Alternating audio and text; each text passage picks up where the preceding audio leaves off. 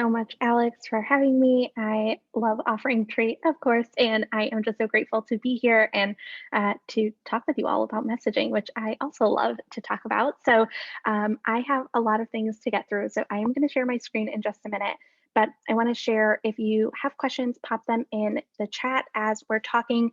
I'll make sure to answer them as we go along, and we'll also have time at the end for Q&A as well. And I'm just really excited that you all are here, and I love all of the things you've already started to share with me here in the chat, and what things you're wanting to learn, what things you're wanting to make sure that we cover. So let me just make sure that I have the chat popped open here. Fabulous. This way I can see what things you're asking me as we go along. And we're going to dive right in. Like I said, I have a lot to get through, and I want to make sure that we're able to talk about all of the things. Before we dive in, you're probably wondering who I am. I am Danait, and Alex already gave me such a warm welcome, but I'm a former scientist turned brand and messaging strategist for small businesses, and I like to call myself a pizza connoisseur. I just love testing and tasting all the pizza.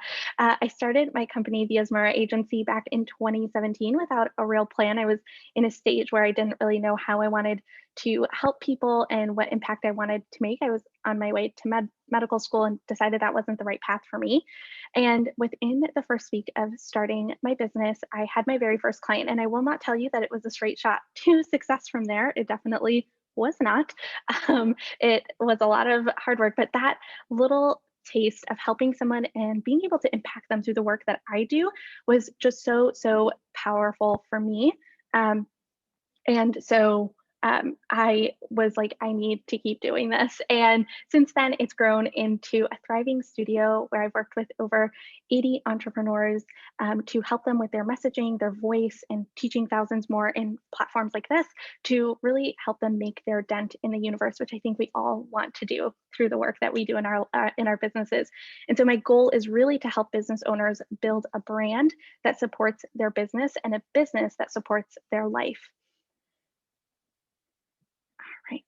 So diving into the agenda, I want to talk about what magnetic messaging is. We're going to get clear on the psychology of magnetic messaging. And then we're going to use what I call my magnetic message matrix to create content that allows you to connect with your audience. And so this will be a little bit more of a deeper dive than you might be used to in business education on the psychology of creating content that really helps connect with people, and then how you can do that to really help your students go as a wellness business, go from not really sure of what you do and how you can help them to really understanding that and becoming a champion for your business. Making sure there aren't any questions so far. So what does it mean to be magnetic? Magnetic is defined in the dictionary as possessing an extraordinary power or ability to attract, right? And so magnetic messaging is having that ability to create content, create messaging that really attracts the right people at the right time. That's really how I like to think about it. The right people at the right time. And so why is creating magnetic messaging so important for our businesses? Why, and more importantly, why is it so important that you create this type of content? And the reason is because you help to change people's lives. And for a lot of entrepreneurs, when I tell them this, or business owners, they're like, do I really? Is that really what I'm doing here? And it is. And by helping change just one person's life through the work that you do, you've now created this ripple effect of impact. And what I really like to tell people to do is think about how you help people and what is it that direct transformation that you create for them through your work. And then think about if they're able to solve that problem and they're able to get that transformation, how does that impact other areas of their life? Are they able to show up for their family more? Are they able to show up for their work more? Are they able to show up for themselves more in a different way, in a way that serves them? And if you've done that, then you've created this ripple effect of impact that ultimately will help change the world. And I know that seems kind of large, right? But if you're impacting people in these ways through the work that you do, they get to go out into the world and create their own change, right? And it's all because of the fact that you went out there and created this thing, and you're putting it out there and you're sharing it with people, right? And so I really want to, before we dive into all of the things here, what do you struggle most with? I know some of you have already shared those in the chat with me of what you struggle most with when it comes to creating magnetic messaging or content. Share it with me in the chat here, just so I can make sure to include examples that will be most beneficial for you as we talk about these things. Okay, Louise is saying finding my audience. Yes, that is always so hard. And getting started. Yes, I think this is definitely going to help you, Nora, especially with getting started, because we're basically going to reverse engineer how we need to create our content instead of just staying in our heads all of the time. So I think this is going to be, I struggle with engaging my audience and knowing whether or not they hear my message. Yes, that's it. That's a definitely a struggle for so many people. And this framework that I'm going to share with you is going to help, because we're basically going to reflect back to people what they're already thinking. You know, when you find someone online that you're like, or you find a business that you're like, how are they in my head? How do they know the things that I'm thinking? This is going to be the framework that is going to help you do that. Okay, great. These are all fantastic, fantastic things. So before we dive in, though, we have to know a few things first. We have to work backwards to be able to start creating this type of content.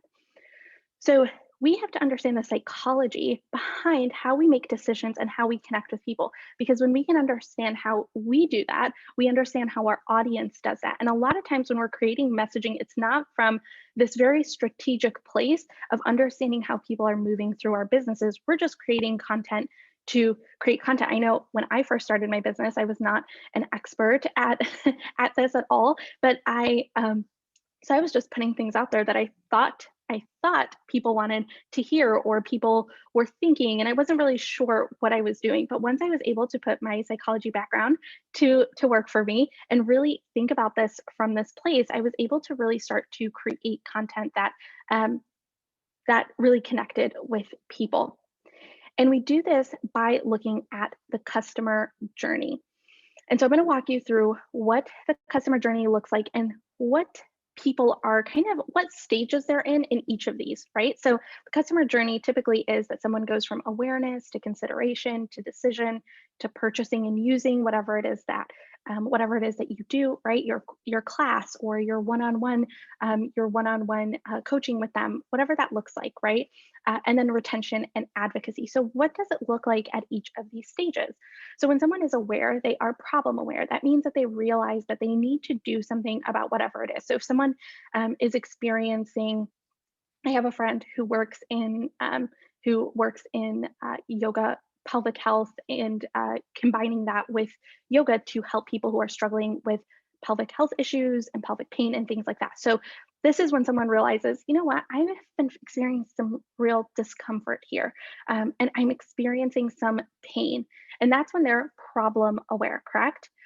Well, consideration is when they are solution aware. So maybe someone might recognize that they have pain, but they might not know that there is a solution out there for them. And this is when people tend to go online and search, like, how do I get rid of this pain? Or how do I become more flexible, or how can I stop having pain in my back or my legs, or whatever that looks like, right? So this is what they're doing. They're searching, and then they're realizing, oh, there are solutions that are out there that are available to me, whether that's home remedies, whether that's support from someone who provides this resource for them, whether that's paying for a specific product or tool.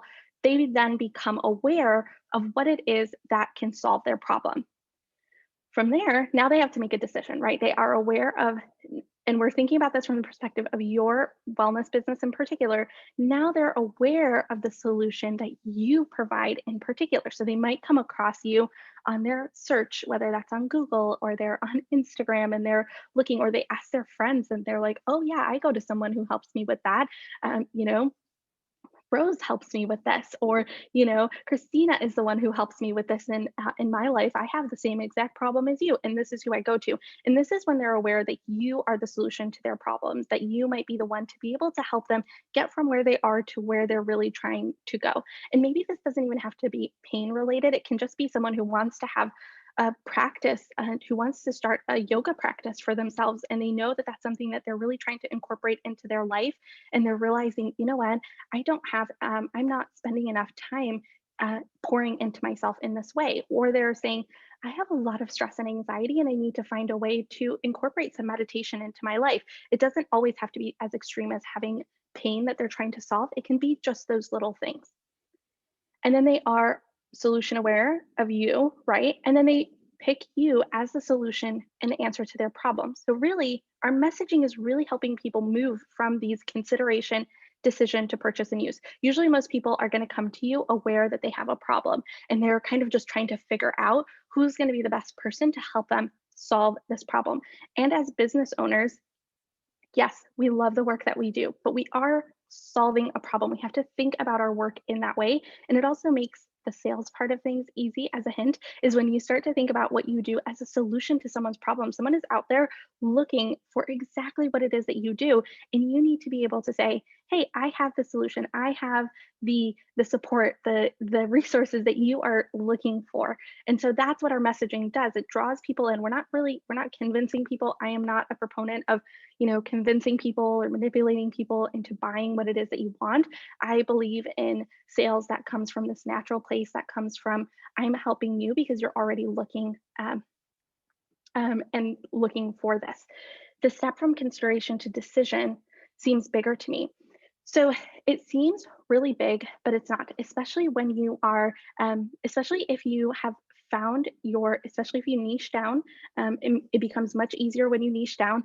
I know, I'm sure you've all probably heard about that 1,000 times.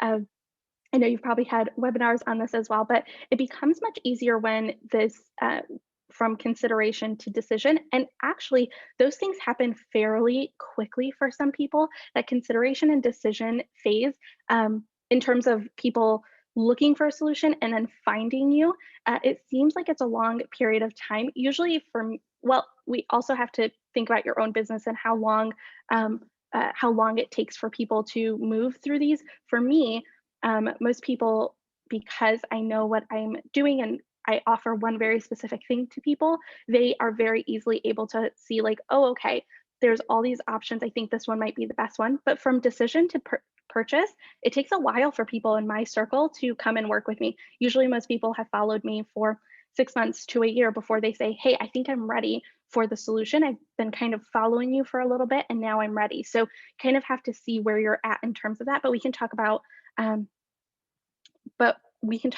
um, some solutions and some things at the end there as well. So purchase and use, they picked your solution and you're the answer to their problem, and they've decided, hey, I'm going to go and work with you on this thing. And then retention and advocacy is once they've tried what it is that you help them with, they find that this is the solution they've been looking for. You've created an incredible customer experience for them. They now become your biggest fan, and they are the ones who are going to go and talk about you to their friends and their family and tell them about how amazing this has been. And then they stay on as your students and as your clients. And so that's really how people move through our ecosystem in our businesses. I'd love to hear if you have questions so far. I know that is a lot in and of itself before we even dive into creating content that moves people through this journey. But I'd love to hear if we have questions so far on that. And I'll put it back just in case you need to see that.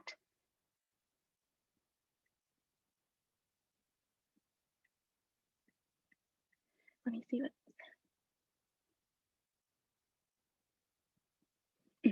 Yes, love this, Vice. Focusing on the solution that you provide instead. So how small should your niche be? When you're first getting started, I highly recommend having a very small niche, a very specific problem. Pick one problem that you're going to solve. So many of you are so talented and have all sorts of tools in your tool belt to help people. And it may feel like you're like saying no to all of these other people by saying yes to a very small group of people. But what happens in business most of the time is that once you work with a very small group of people to solve one very specific problem and get those people really amazing results, that circle begins to grow and expand. And then you're able to add on to that solution and say, hey, this is where we started, but we're now going to add a layer and we're going to serve these people as well because we have the ability to do so. And people who weren't a part of that initial niche will still come to you because they're like, well, I've heard you get amazing results for people, and this may not be exactly who you're serving and targeting, but I want to work with you because I think I need what you do. And it naturally progresses and expands. And so I highly recommend starting with a very small niche, as small as you can potentially as small as you can potentially get it, because that will help you go so much further, so much faster. And it seems counterintuitive, but it's really, truly true. So you can teach the different styles of yoga. What you can do instead is maybe focus on a specific person. And so instead, you have those three types, but do they work?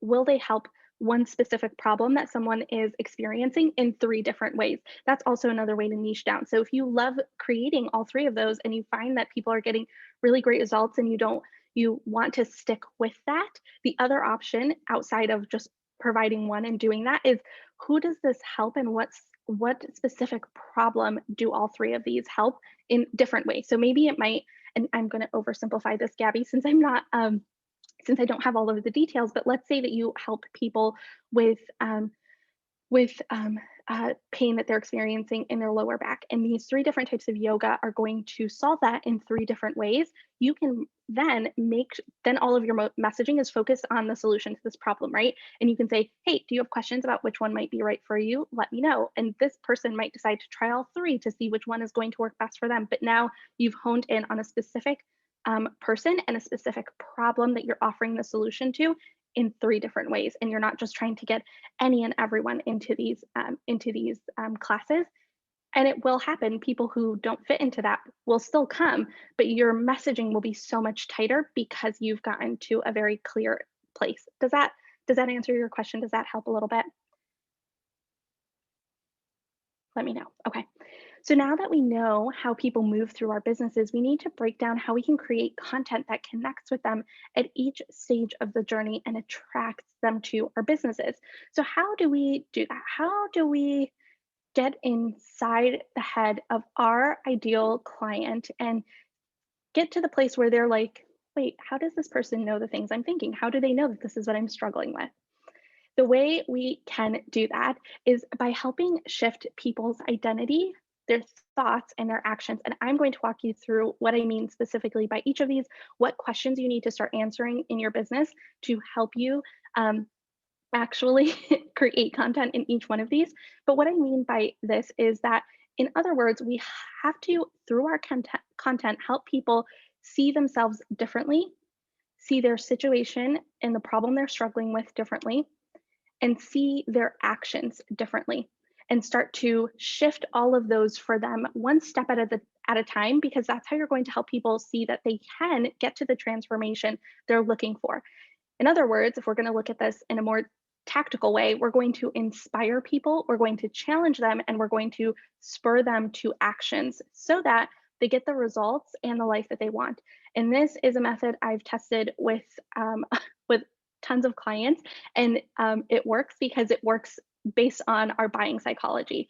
And so I'm going to walk you through each one of these, what I mean by identity, thoughts, and actions as we go through this.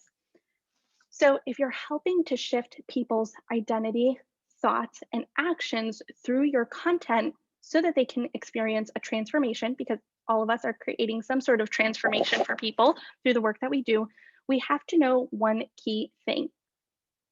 And that is a deep understanding of our right fit clients, the people who are going to be best suited. And that's why I say niche down and figure out who that very specific person is that you want to help, because once you're able to do that and what problem you're solving, you're going to be able to get so deep with your content. You're going to be able to get so specific that it draws in the right people, because it's going to be magnetic to them, because they are looking for the answers to the questions that they're thinking inside their head, and you're providing that because you know them so well. So over the next few slides, I'm going to dive deeper into these questions that you'll need to answer to create that magnetic messaging. There is one question that you should well, two questions you should get really clear on before we kind of dive into this. So write them down, and this is something you can come back to later and kind of sit with them and dig into. What does a transformation look like for your students? Now, we can't answer this question if we don't have a very clear and specific um, if we don't have a very clear and specific problem that we solve. If we're just like, well, anybody can come work with me and I'll help anybody with anything. The problem with that, when we do that, is our messaging then becomes very scattered and no one really knows what we do. And they're like, I think they do this, but I'm not sure. I think they help people with that, but I'm not sure. And we never want to create that confusion. So if you can create some sort of understanding of what that transformation is for people. So for me, a lot of my clients come to me not really sure of who they're wanting to talk to, or they might have some semblance of an idea. A lot of times it's messaging. They come to me and they're like, I don't know how to get my message across to the right people. And so my transformation is that once my clients are done working with me, they are very clear on who they help, how they help them, what is the transformation that they provide, and the message that they're going to consistently share. That's a transformation. So I know that that's exactly what I help people do, right? And so you have to figure out, what does that transformation look like? Where are they now and where are they headed? And what is that? Where is it that they want to be after working with you through the work that you do specifically? And then the second thing is, how do you help them get to that transformation? What is your offer? So we saw that Gabby said she offers flow, yin, and chair yoga, right? And so, how, if you can get clear on the transformation that you get people, those are the three ways in which you do that. Things should connect like that very easily in your business, because once you're able to create some sort of logical flow for how things work in your business, it makes it really easy for people to understand. If you are feeling stressed and anxious and feeling like your messaging isn't clear, then your audience probably feels that way too. If you feel like, I don't really know what I'm telling people, or I'm not really sure that people get what it is that I do, that is going to translate. That was me early on in my business when I was just a fresh face getting started and I had no idea what I was doing. I definitely felt confused. I felt confused by what I was telling people, and it came across because people came to me and they're like, "I'm not really sure what you do, but I might need your help. I don't know," and that's never that's never a good feeling. So I want you to sit with these two things. What is a transformation? What does a transformation look like for your audience? And how do you help them get that transformation? What's the offer? What is it that you are going to use to help them cross over that bridge?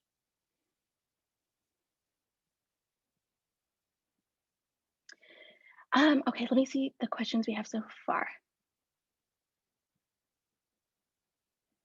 Okay, see, Andra, I love that you used to teach flow in Yin, but now you work on a specific problem and found that flow just wasn't working for the people who had that problem. And one day you hope to go back to teaching that, but right now none of my students would benefit from flow. That makes a lot of sense.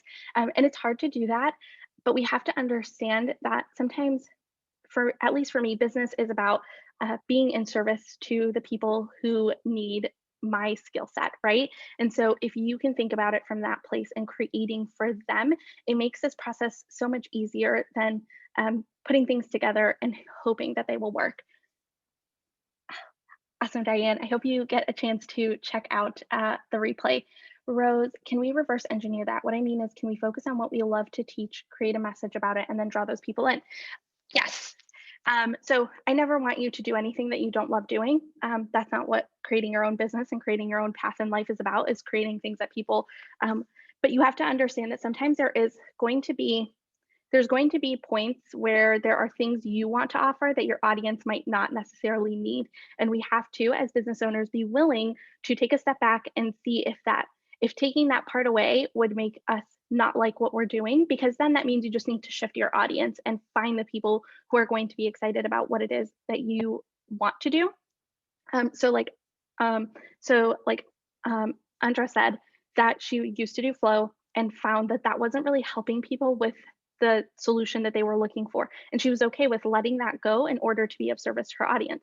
If you find that if letting go of flow was something that you really didn't want to do and you really wanted to hold on to that piece of your business, then that means that the audience that you're probably talking to is not the right audience. So those things all need to be in congruence. But yes, you can reverse engineer it. It should still give you the same result. You should still be solving a specific transformation. You should be solving a specific problem for a specific group of people. Does that help, Rose? Does that make sense? I want people to obviously pick things that they love doing, but we have to also make sure that it meets in the middle for our clients, because if it doesn't, then we're just going to be banging our head against the wall and wondering, why does nobody want this? And it's like, because nobody wants this. And it's hard. It's definitely hard. I've had that experience where I added a bunch of things to my service that nobody even cared about. And then when I asked, and they were like, no, that's not what's most important. This is what's most important to me. And then I was like, oh, that's probably why this wasn't working. So, yes, and it is hard to know what people want if they don't know what they want. Yes, that's why doing tons of market research is so key, and really asking very specific and particular questions. But we can get to that at the end, and maybe some of the things I teach you here will help you kind of come up with questions to ask people. We're going to talk about that. So, how does knowing all of the things I've just shared actually help translate into content for your business? So, we're going to go through my pillars that I've talked about. Identity. This is defined as being the fact of being who or what a person is. And so, what does that mean though for our businesses? What does identity look like in our businesses? So, because you might be asking yourself this very question, what does what I have to do have anything to do with someone's identity, right? And how they see themselves. For me, I'm like, I'm just helping people create messaging, right? Or you might be thinking, well, I'm just helping people with yoga, like I'm just helping people do this, or I'm just this, right? And I want to help explain why this is such a key pillar of content that you want to be creating in your business. Whatever you sell, you are creating some sort of transformation that helps people see themselves differently, whether this is big or small. So I'm going to give you a really silly example. So I was on Instagram scrolling through, as we all do, or as I do, let me just say that. And I saw an ad for these fabulous looking blankets. Now, I love blankets. I love having all kinds of blankets in my house. I have them all over the place. I'm wearing one right now. I have one right now in my lap. I just love blankets. And so I saw this ad and I was like, these look fabulous. And I looked at these blankets and they just looked so plush and so fabulous and so chunky. And I was like, I could tell that these were really high quality blankets. And so I clicked through and I saw these blankets, and it was, I was like, I want to have one of these fabulous blankets for my house. And what that did is that was a very small thing, right? But it helped me to see myself when I saw and envisioned myself having that blanket. I just felt, wow, that would be such a luxurious thing to have on a Saturday morning with my coffee. And it kind of helped me see myself in a different way. Another silly example is I have been wanting to become a person who drinks a gallon of water every single day. That has been something that's been on my list of things that I want to do. I drink a lot of water, but not enough to get to a gallon. And I was like, I want to drink a gallon of water a day. And I found these water bottles that have little time stamps on them to help you get through your water throughout the day.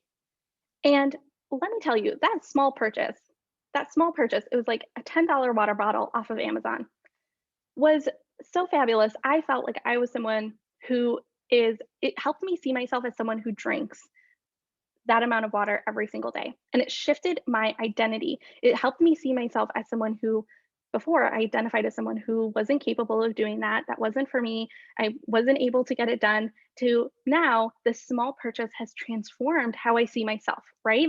So anything that we sell, a transformation that we create for people in our businesses, which we all do, always comes with a shift in our identity. And I want you to really think about that. Anytime you create a transformation for someone, from starting and doing one thing to getting some sort of result or transformation from working with you, getting a problem solved that they've been having for a really long time, it comes with a shift in their identity. And whether you are aware of that identity shift or not, whether they are aware of that identity shift or not, you are creating that shift in identity for them. So, with this type of content, the goal is to be the champion of the vision that they hold for themselves.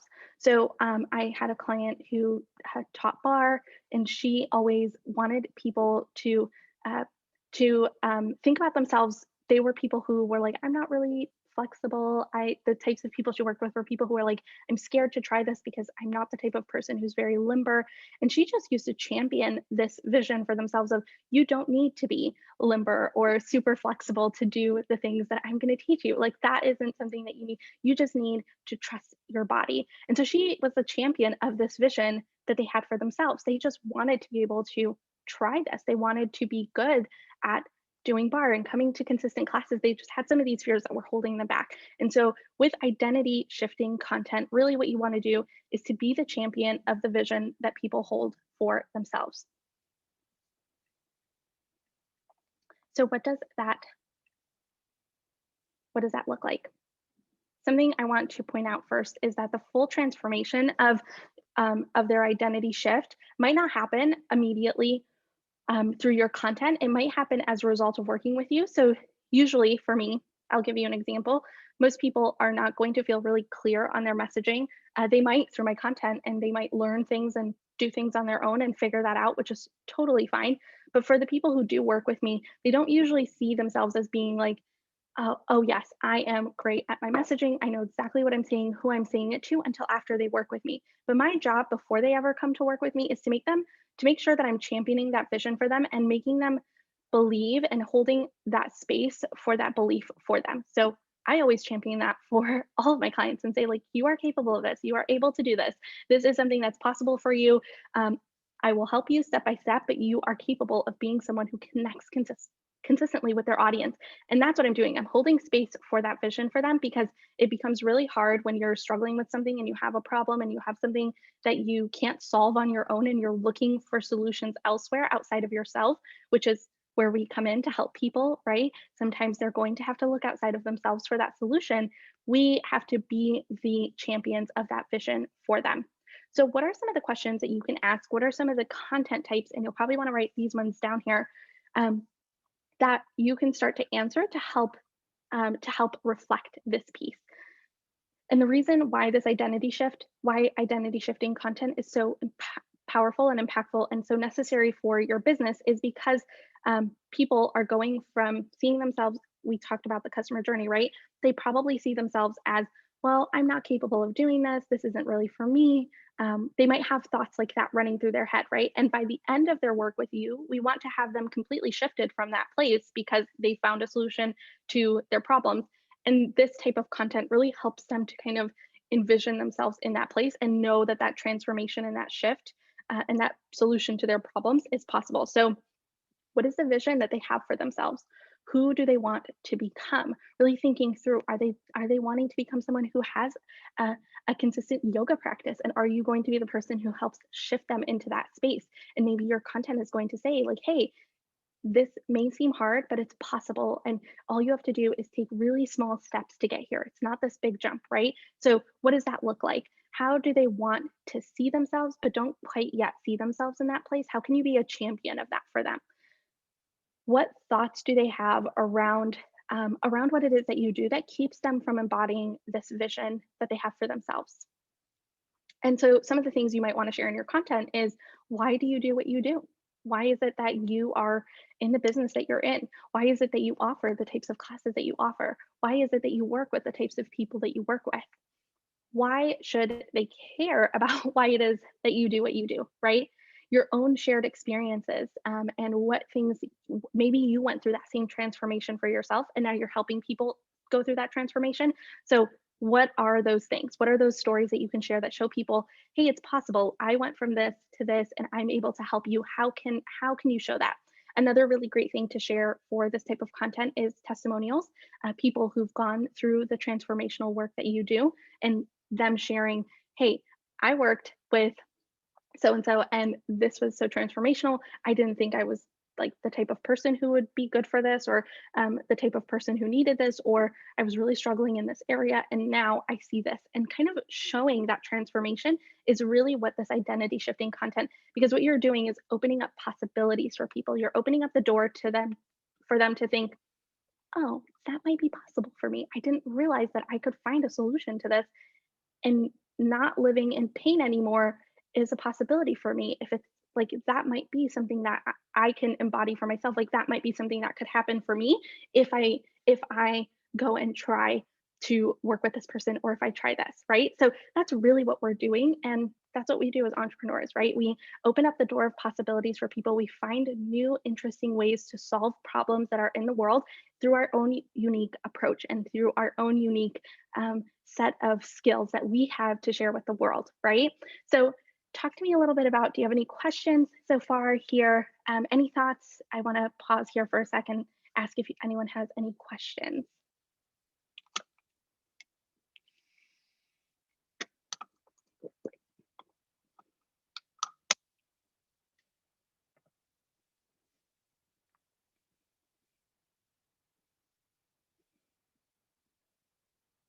Oh, that's great. That's a great question, Sarah. How can you ask people for testimonials? So I built it into my workflow that I ask people at the end of our work together if they want to provide me with feedback, as well as a testimonial, because I like to make sure that I'm improving on the process, making it easier, more simple for my clients. So that's one way.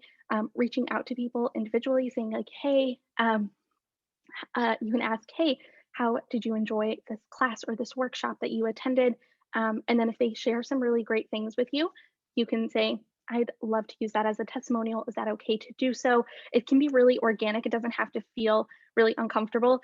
Recently, I was making updates to my website, and I just reached out to my previous clients who I know were like, we had such a great time working together that I knew, and they were so nice. And I knew that they would be the people who would be willing to give me a testimonial. And I just let them know, "Hey, I'm making updates to the website and I'd love to share the experience that you had working together on my website. Would you be willing to write me a little testimonial?" And they all were all for it. So it can be as simple as that. So reaching out to people that you know are like your top fans and starting from there is a great way. Also, if you have like a Facebook group or something like that where people share something really nice about you, um, sometimes what people will do is you can obviously reach out to that person and say, "Hey, would you be willing for me to share this testimonial?" But sometimes if you're just trying to do like a quick share of it, I always just block out the person's image and their name, so it's private. And because obviously they weren't sharing it they were sharing it in a group that's public, but you can reshare that as like little quick things to share on like your Instagram stories. But if you're looking for more like testimonials that are going to live somewhere like on a website or on your services page or something like along those lines, or ones that you want to post to your actual like Instagram feed, then I would recommend reaching out and just saying, "Hey, is it possible for me to use what you've said as a testimonial?" And even if someone says, "Hey," like just messages you after a class and says, "I love this. This was amazing. And I just had a wonderful time. Thank you so much for doing this." That's a testimonial. Ask them, say, "Hey, are you okay with me?" And most people are so gracious and kind to do that. So keep it simple. Start with the clients that have had a really great experience with you so far and just ask for testimonials from them. Do you recommend sharing about your personal life? It depends. I think that it really depends on a few things. Number one, what are you comfortable sharing? Because I don't recommend sharing things that you're not comfortable sharing. You don't have to share your personal life to build a really great business. I know it seems like that, especially when we're on social media. Everyone's sharing all these like very deeply personal things about themselves as part of their business. You don't need to do that to build a really great business and a successful business at that. I recommend thinking through, what are you comfortable sharing? What are your boundaries? Setting those first. And then the things that you are going to share, why are those relevant to your audience? Sometimes I think we share things that a lot of times I see people sharing things that really don't have any relevance for their audience. They're just sharing them just to share. And although that's fine, I think that sometimes that isn't so helpful, especially if they're people are just reading stories just to read them. And I think your stories have to have a point, especially when it's in the context of business. When it's a personal account, write anything, whatever. That makes like whatever you want to do with that. But when it comes to your business account, I recommend having some sort of filter of like, why am I sharing this story? Am I sharing this just to share it? Or is there a point to my audience learning this thing about me, about my life, about my experiences? What is the point? What am I trying to get across to them? Because when we can filter through that way, we're always coming and being of service to people instead of just sharing things that we think are important to share, which is important, right? Yes, it's our businesses, but I always like to come from a place of like, is this in service to the people that I want to work with? Is this going to help them solve the problem that they're struggling with today? And if the answer is no, then I don't share it. If the answer is yes, then I'll share it, making sure that I include that point. I hope that helps. Does that, uh, yes, okay. I'm glad that that was helpful. Okay, let's keep going. If you guys have more questions, feel free to pop them in the chat as we go along here. So we've talked about some of the identity shifting content. Again, those are going to be more encouraging, more inspirational type content that you're going to share. More of those things that are going to help you. It's aspirational. That's really what that type of content is. Thought shifting content is going to be your next pillar. And this is where a lot of people want to spend their time in terms of content, because a lot of the times the buying decisions that people are making are based on what are the things that are they're thinking inside their head that are holding, whether either holding them back or could potentially help spur them forward to getting the result that they want, right? So a thought, as defined by the dictionary, is an idea or opinion produced by thinking or occurring suddenly in the mind. How does this apply? What does this mean in our businesses? If we're going to break it down for business purposes, thoughts are opinions and beliefs about the problem that they are experiencing in relation to what it is that you do.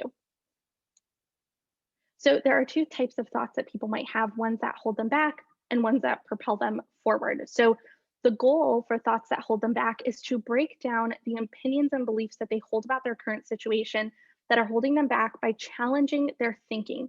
You do this by starting conversation, asking them interesting questions, or showing them new ways to see a problem. So for me, I obviously went and searched out a water bottle solution for myself. But if this person who has this company was creating content, they might say, something that was running through my head was, well, first of all, I don't have a water bottle that holds enough water for a gallon. Number two, I don't think I'm capable of drinking a gallon of water every day, right? That's a thought that I had. Was like, I don't think I'm capable of doing that. The type of content this person could have created to combat that, because that's a thought that's holding me back, right? To combat that would be to say, are you feeling like you're not capable of getting through a gallon of water a day? It's actually not that hard. You just have to drink X amount of ounces every hour of the day. Now they've helped me see a new way, a new solution that I hadn't thought of before, because I'm thinking about it as this big problem, right? And that's what was holding me back. But if this person had created some sort of graphic to show me that every few hours you just have to drink 5 ounces or something like that, right? Um, then I could go, oh, I hadn't I hadn't thought about that before. That's an interesting approach. And that's exactly what you're doing with thought shifting content. Is the reason people aren't converting or connecting is because they have these thoughts in their head that are holding them back, and they're getting stuck in these thought loops that might not be helpful, that might just need to be shifted. And for someone, I could have just said, "Oh, okay, cool. I'll just have a glass of water on my desk and every hour I'll go and refill it and that will help me." And I could come up with my own solution. That's fine. Those people are going to go and figure out their own solutions, whether you provided them with them or not. Other people will say, "Oh, wait, well, are you able to help me with that?" And that would have been me. I would have been like, "Well, do you have a tool that will help me drink that amount of water every hour?" And they would say, "Yes, we do. We have this water bottle here that marks every hour so that you drink that amount of water." And I'm like, sold. Perfect. That's exactly the solution I was looking for. And I didn't even realize that this was a solution. Does that make sense? And then thoughts that serve them, there are some things that people think in their, like, things that we are taught that we don't usually like hold on to. We let like the negative thoughts kind of take over sometimes. So the positive things that people are like, I'm capable of doing this. And deep down inside, I kind of knew. I was like, I'm capable of doing this. But that thought of I'm not capable of this was a little bit louder, right? So to strengthen, what we want to do with this type of content is strengthen the opinions and beliefs they hold about their current situation that can propel them forward by sharing personal stories that show those clients, those beliefs in action, and share social proof of clients you've worked with where that thinking helped them get the transformation that they wanted, right? And so you really just want to, certain things that people believe about themselves, that you're capable of this. Yes, you want to strengthen that belief, and make sure that it's being amplified because you want to reflect that to them through your content. So some of the questions that should guide your content in this area are, what are some ideas, theories, or beliefs that come up in your industry over and over again? Do you agree with them or not? Really taking a stand on some of those things that might be, maybe there's a thought that, if you have to be really flexible to do yoga. And that's a thought that might be prevalent in the industry you're in, but maybe that's not true and you don't agree with it. So that's where you can take your stance. And by taking your stance, you help people see this, the problem in a different way and think about the situation in a different way. What things within your industry do you agree with, not agree with, why or why not? What do people that are going to be the perfect fit to work with you believe about what it is that you do right now that might not be serving them? What are their biggest fears? What are their biggest desires? What mindset is holding them back? What thought patterns or beliefs hold them back? What thought patterns or beliefs can you help strengthen through your content? What personal stories or experiences can you share that help them strengthen certain beliefs or break down certain ideas that they might have? Maybe for me, it was thinking early on that I needed to offer any and everything to every single person who wanted to work with me. Oh, you want to do that? Sure. Yeah, I can do that. Oh, you want me to create all this other stuff? Yeah, I can do that. And that was a thought that was not serving me. Right. And so learning that that was not what I needed to do. And that's what I teach my clients now is that you don't need to do that. You can do that with one single offer. That really helps shift some of their thoughts because they're thinking, oh, yeah, now I don't have to do all of the things. I can just focus on one specific thing. What client stories or transformations can you share that showcase how someone's thinking shifted? And once they shifted in a specific way, they were able to see the path forward and able to see the path to their transformation. Okay. Any questions so far? Pop them in. We're almost done here. Want to get through these last few slides. So, actions. This is the fact or process of doing something typically to achieve an aim. So, in our businesses, this is going to be like sometimes your students can be hesitating on taking actions, big or small, that help them move forward. So, your job is to identify those actions and help bridge the gap so that they can take action. So, one way you can think about this type of content is that it's how to content. So, a lot of times we create a ton of how-to content, teaching people how to do certain poses or certain moves, or giving them like a workout to try at home, or a set of yoga poses to try out at home. And we're creating all sorts of content like that without really taking into consideration the thoughts they're thinking that are holding them back from taking action. And so you want to sprinkle these in into the other thought shifting and identity shifting content. So essentially, this is to help them take action that will help them take one step towards the transformation they're looking for. And so some of the questions that you want to ask in this arena is, what are they struggling with constantly that are mini steps? So maybe it's if they can just do this one particular move, it will help them in your workshop that you're going to be hosting. If there is one thing that they can do today to help alleviate a little bit of their problem, so that it can help them, they can start to, take that action they need to get the results they want. What gaps in knowledge keep them stuck? Maybe there are certain things about how you help people. Maybe they're having some sort of chronic pain that you've done a ton of research and studying on. What are some gaps in knowledge that you can share? What are stats you can share with them to help them see that, oh, okay, this isn't as difficult as I thought it was going to be? What how to's are they constantly asking you about? So people are probably in your DMs, in comments, in class, asking you specific questions like, how do I do this? How do I do that? Those are all how to content pieces that you can pull out and start using as part of your content. What action steps can they take? What encouragement can you provide that will help give them excitement and courage to take the next step? What accountability can you provide? Maybe it's just saying, hey, I'm going to hold you accountable to going and doing this one thing today. Like, come back and comment once you've gone ahead and done that, whatever that next step is for them, right? Whether that's scheduling an appointment with their doctor, and that's something that they struggle with, or whether that is, scheduling to get into a class this week that helps them get movement in their body.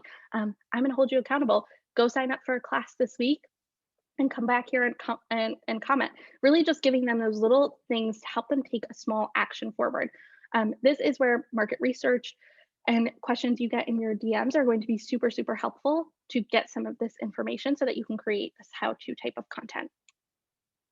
And these are quick wins. Don't give them like a 30-step thing to do. These should be really simple, non-complex actions that can help them take an action, because once we take action, we're more willing to take more action and are willing to compound upon those actions. So what are some of the things that just before they work with you that they can be doing, little things that will help them once they do work with you get those massive transformations that they're looking for because they've done the work behind the scenes to do some of these small things. Okay, a few last things and then we'll do some Q&A. All of these content elements, the identity, the thought, and the action shifting content are meant to help them take incremental steps towards change. And these, the three pillars that I've shared here with you, are very specific to the customer journey and actually help people move through the customer journey. These aren't just content pieces that you're going to be putting out just to put them out. They're very strategic. They are meant to help you meet your audience where they are so that they can take those incremental steps towards working with you and then getting that transformation. And then, of course, us understanding the buyer psychology, us understanding where people are coming from, what they're thinking, what they're struggling with, what problems they're facing in their lives, could be, obviously. There's many people who understand these principles and use them in a manipulative way.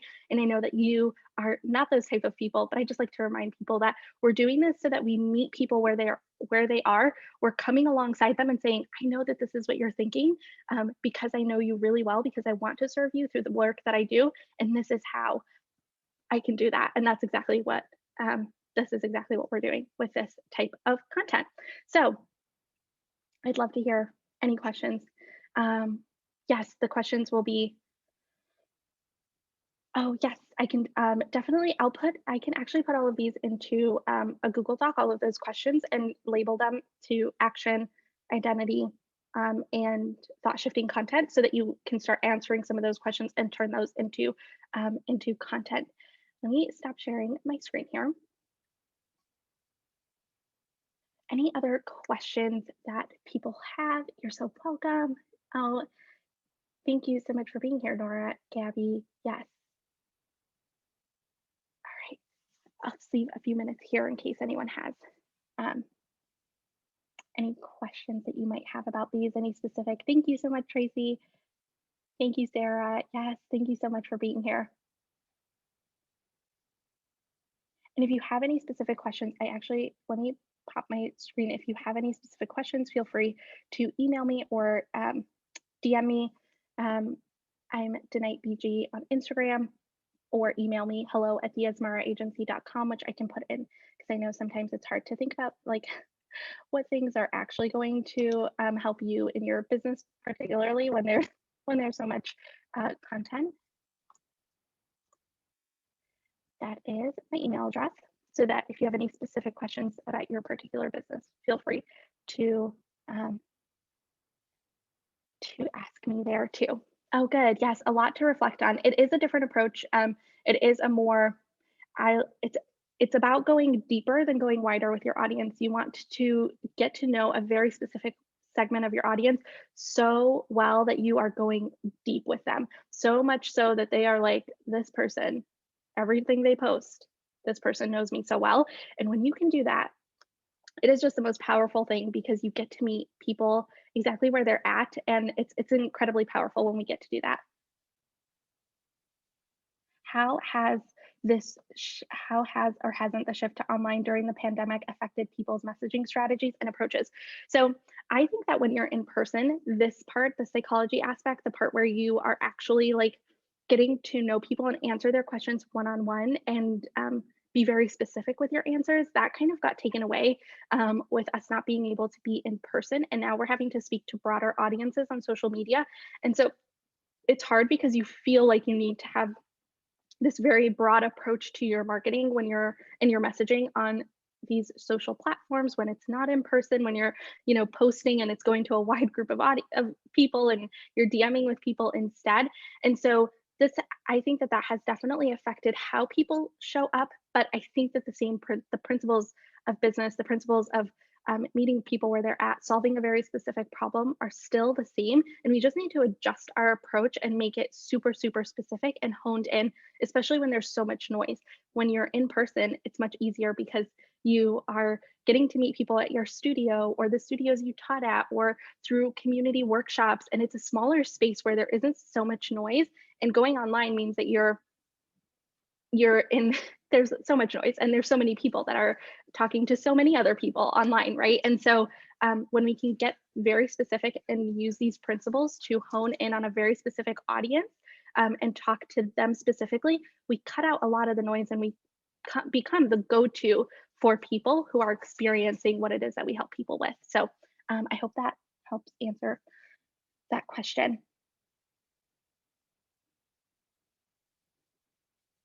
Um, Corinne says, thank you, very helpful. I'm so glad. An example of the magnetic content versus less magnetic content. So for me, less magnetic content would be something that's very broad, and you're just saying like creating content that's, I'm going to use yoga as an example, and saying like how yoga can help you. That's very broad. It is not specific at all. If you know that your audience struggles with, you know, chronic stress and they are just, they, you help, let's say that you work specifically with high level executives who are under a lot of stress and you help them incorporate yoga as a practice in their daily lives to alleviate the stress and help give them more balance, right? Let's say that that's what it is that you're doing. A more potent and more impactful magnetic piece of content would be how you can incorporate yoga into your 45-minute lunch break to help alleviate the stress of the day. That is way more impactful than just saying, here's the 10 things about yoga that are beneficial. Maybe you can do that, but how is it beneficial to this very specific person with this very specific problem? And now it becomes those people who have that problem are more tuned in. They're more likely to engage because they're saying, oh wait, that's me. I do find myself stressed in the middle of the day, and I can do this 5-minute thing that's going to help incorporate this practice into my daily life to help me find more balance, which is what I'm trying to do anyways. Now you've got something that's going to attract that right type of person who now is like, oh, this person has more tools and resources that they can help me with. I think I need to work with them. And so, does that help a little? Does that give it an example, Corinne, of magnetic content that's helpful, that's going to be helpful versus less helpful? Um, yes, the more specific, the more magnetic the content. That's how I want you to think about this. The more specific content is, the more magnetic it is. The more broad it is, the less magnetic it'll be because you know what happens when you put two magnets close to each other, like that, or when you're putting, you know, a magnet on your fridge. It's, you have to get close for it to stick. You can't be, you know, 6 feet away and it's not going to stick from there. So that's kind of how you want to think about messaging. The closer you can get to the specific audience, the more it'll stick. Yes. So, are there ways that you can make your messaging more personal to make up for the lack of face to face interaction? Yes, I am a face to face person. I love in person all day, every day. And this is hard, having to have everything online. So, I recommend doing more videos, get on IGTV, get on IG Lives, show people your face. I think doing live videos are so impactful, and there's so many ways that you can repurpose a live video. So either doing live videos or pre-recorded videos if you're not comfortable going live, showing your face on your stories, sending people personal videos, especially if you're, you know, getting a service ready and you're doing a new offering or something and you have people in your classes who've come to classes that you know would benefit from this so much. Send them a personal video, record something quick on Loom saying, hey, I know you've been to my classes, I'm so grateful for you, I'm offering this new thing, I just wanted to reach out personally and see if you would be interested in something like this, I think that this would benefit you.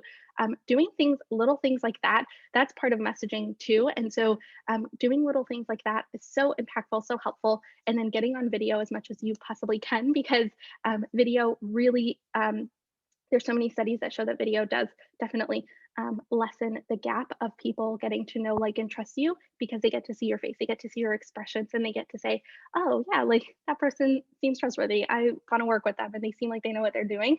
And it's so much easier than just writing, you know, this wall of text. So, whenever you can do something on video, I highly recommend it. And showing up on video within your social platforms, within your groups, and things that you're a part of is super, super helpful.